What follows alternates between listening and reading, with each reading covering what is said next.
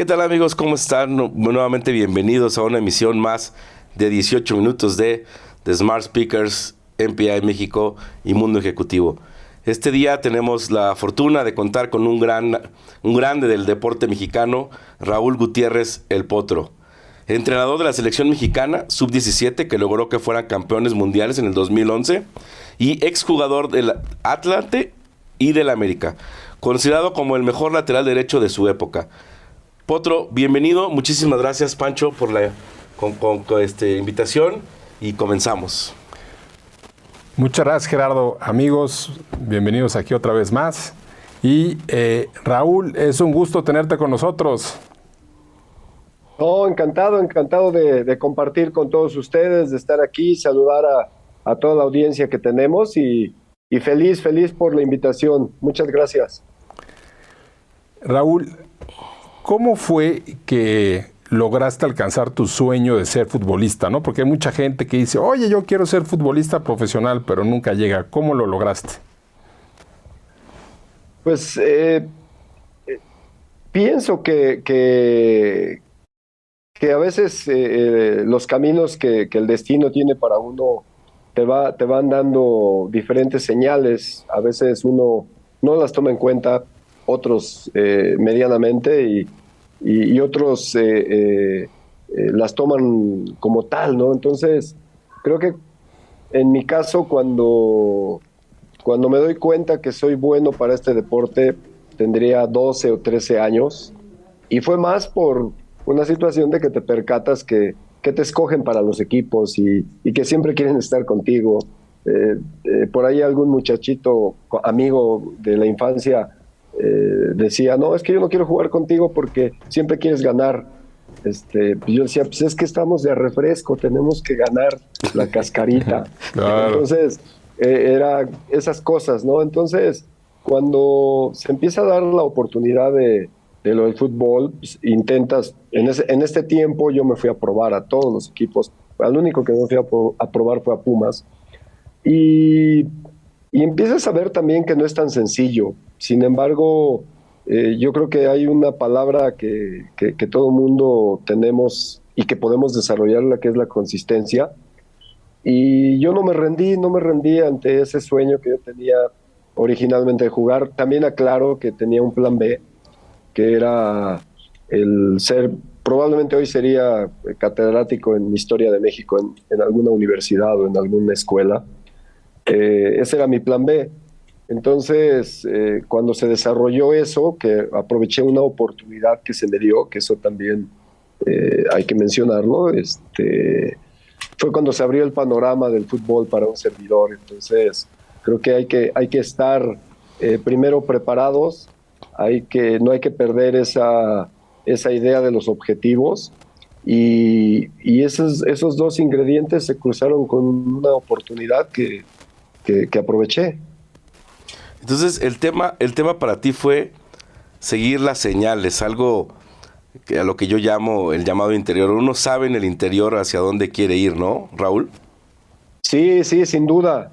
Te digo, yo te puedo hablar de hace ya muchos años, en el año 87, que también uno tiene que ponerse fechas, ¿no? Fechas.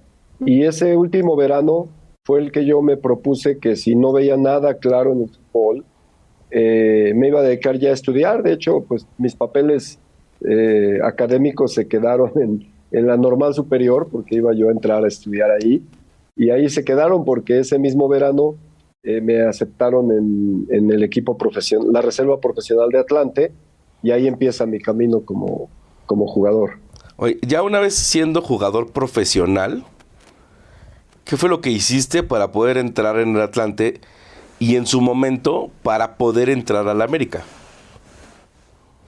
Pues mira, en ese tiempo, digo, yo creo que hoy yo comparto mucho tres conceptos, ¿no? Para los jugadores, ¿no? No importa la edad y demás, eso no es indistinto.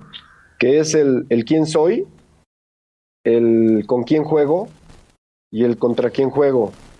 Entonces, el quién soy creo que es la parte medular de saber qué es lo bueno que tienes, qué puedes desarrollar, tus áreas de oportunidad y tus áreas a mejorar sobre todo. Entonces, en ese tiempo yo pensaba que había llegado tarde ya debuté tarde al fútbol, por ahí estás hablando 21, 22 años, pues, hoy es casi impensable debutar a esa edad, ¿no? Sin embargo, se da, pero yo sabía que tenía mis objetivos bien claros, lo primero era estar en el fútbol profesional, el siguiente era estar en primera división, después de eso era volverme titular permanente en mi equipo y luego buscar un lugar en selección nacional. Y en esos procesos también quererte ir a un equipo pues grande, ¿no? Que es como lo manejamos en el deporte, en este deporte, ¿no? Irse a un equipo grande y fuimos cumpliendo esos objetivos cabalmente. Oye, y la parte de la selección sub-17, ¿cómo llegaste a ser entrenador de esta selección? Pues mira, antes de llegar a selecciones, tuve la fortuna de estar en el ambiente universitario. A eso yo lo llamo mi gran laboratorio de experimentos, porque cuando estás en los clubes, que tú vas a pedir trabajo en algún club, pues son líneas muy marcadas, ¿no? Sobre cómo se debe entrenar, la metodología que se debe usar. Y en ese caso, cuando yo llegué a la universidad de la UPAEP, allá en Puebla, pues fue prácticamente un laboratorio donde pude probar todo, sistemas, formaciones, metodologías, y nos funcionó bien, ¿no? La resultante de eso fueron 2 campeonatos nacionales, uno con ADEIP, que es muy importante para estas instituciones, y de ahí fui seleccionador universitario, participamos en la Universidad de Turquía, en Izmir, en el 2005.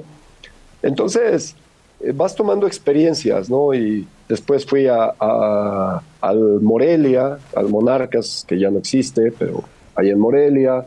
Luego estuve en Tigres Mochis, en la división de ascenso.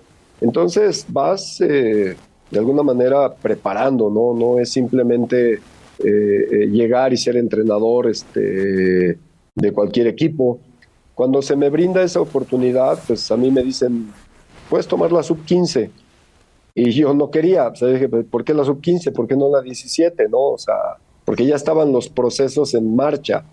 Y me dijeron, no, la sub-15 va a jugar el Mundial del 2011 y si tú andas bien, porque también me dijeron eso, pues tú puedes ser el entrenador. Y yo dije, pues bueno, es un buen reto. Entonces de ahí empezamos ese proyecto. Se combinaron un montón de cosas, también hay que mencionarlo, porque soy un convencido de que para que cualquier proyecto deportivo, empresarial tenga éxito, todas las partes, en este caso en el fútbol, es la parte administrativa y la parte deportiva, tienen que ir de la mano y hacer el trabajo que se debe de hacer, ¿no? Un trabajo excelente. Entonces, fuimos formando ese equipo, fuimos detallando la metodología que teníamos que ocupar para estos muchachos y sobre todo la práctica, la experiencia en diferentes torneos internacionales. Si tú me dices cuáles son las bases para que ese equipo haya logrado ser campeón, es los elementos, por supuesto, los jugadores, el roce internacional que tuvieron y la metodología. Esos factores fueron fundamentales para eso. Raúl o el Potro, ¿cómo te gusta que te digan? Híjole, bueno, yo creo que en este mundo en el que me he desarrollado prácticamente toda mi vida, más de 30 años, yo creo que es muy común que la gente te diga Potro y ya hay gente que me dice Pegaso porque cuando me fui a la América, según el Perro Bermúdez, me salieron alas, entonces me dicen Pegaso, alguna gente me dice Pegaso. Entonces yo digo, nunca he tenido ningún problema con eso, siempre y cuando se maneje en ese marco de respeto, ¿no? O sea, alguna gente me dice Raúl, otros me dicen Rulas, Potro, algunos otros Pegaso. En la secundaria me llamaban por mi segundo nombre, Erasto. Entonces, Yo creo que lo importante acá es que te saluden, eso Oye, es lo más importante. claro, claro, que te recuerden, ¿no? Sí, Oye, claro. Raúl, hablando un poquito de la etapa de cuando estuviste en la sub-17, hoy que estás ya en otra etapa, ¿qué pudiste haber hecho mejor? ¿Qué pude haber hecho mejor con ese equipo? Eh, eh, Quizá, fíjate que tiene más que ver con la última orientación hacia el futuro de estos muchachos, porque aunque se los mencioné, porque ese día ahí en el Estadio Azteca, con toda la euforia y con todo lo que representaba ese campeonato, eh, les aclaré que no era el final, que era el comienzo, que ellos tenían sueños, porque hablábamos muchas veces sobre sus sueños, sobre lo que querían, ¿no? Y todo el mundo al principio yo les decía, bueno, ¿qué quieren, no? ¿Qué quieren aquí? ¿Por qué están aquí? Y me decían, no, pues es que queremos ser jugadores de primera división. Y así yo, y tú, pues, todo el mundo me decía lo mismo. Entonces yo les comenté, le digo, ¿y no se quieren ir a Europa? Digo, porque esta categoría da para que muchos de ustedes puedan irse a Europa muy jóvenes y hacer una mejor carrera en el extranjero. Y así como que se abrieron sus ojotes y, sí es cierto, bueno. Entonces, cuando terminamos ese día en el Azteca, mi comentario fue, muchachos, esto puede ser un gran trampolín para ustedes. No les garantiza estar en la primera división, pero tienen que seguir con los pasos que aquí tratamos de mostrarles para llegar a la primera división, consolidarse y volverse jugadores internacionales. Entonces, quizá eso debí buscar otros caminos para dejárselos más claros, ¿no? O sea, entiendo que es una edad que es compleja. Eh, a Julio Gómez, por ejemplo, le dije, no te vayas a quedar estacionado en tu chilena, ¿no? Es muy peligroso lo que te pasó. Entonces, creo que eso podría haberlo mejorado porque aunque no dependen de mí, pero creo que muchos de estos muchachos después se encontraron con esos escenarios que yo les decía y no supieron cómo manejarlos. Raúl, ¿cómo fuiste seleccionando al equipo y a los jugadores? Pues fue un trabajo arduo porque teníamos que ver a todos los muchachos de la categoría en sus clubes. Entonces nos dimos a la tarea de repartirnos por zonas el fútbol mexicano y después intercambiábamos. Por ejemplo, a mí me tocó ver a los equipos de la capital, ¿no?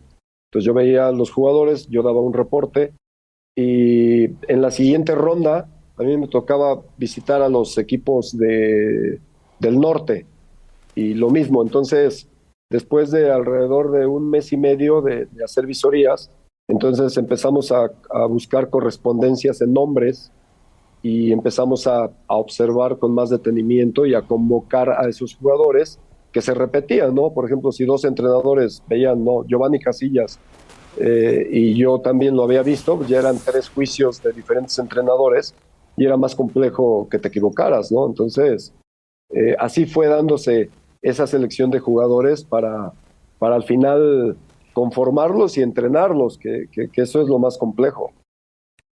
Claro, Raúl.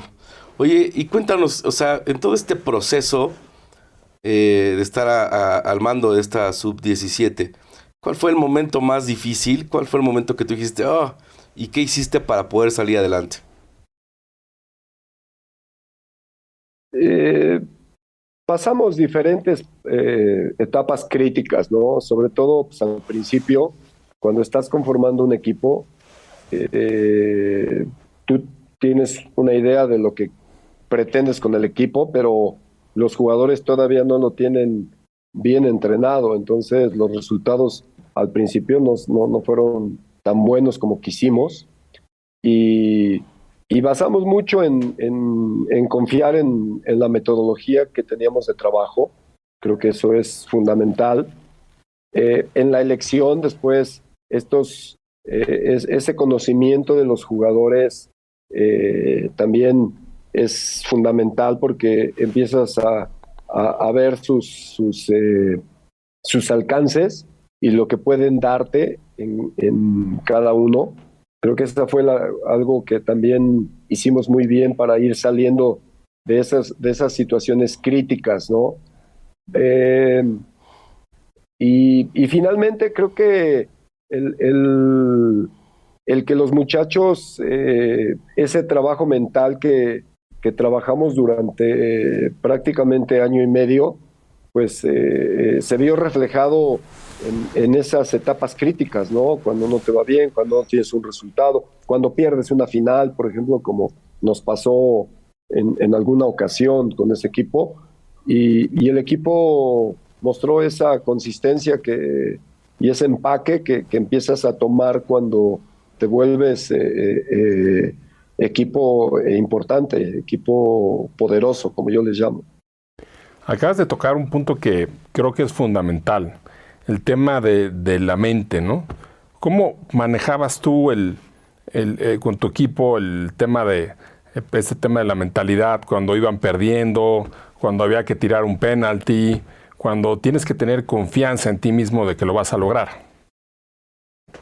Sí, bueno, también fue un trabajo ahí en selecciones, por eso te decía que al principio que se juntaron muchos factores y fue todo un cambio administrativo donde ya había departamentos. Uno de ellos era de desarrollo personal y teníamos un apoyo psicológico por parte de la profesora Parma Aragón, pero se conjuntó con todo el trabajo que ya veníamos realizando nosotros, que si bien es cierto, tiene una parte empírica importante, pero tiene pues al final una base que también por experiencia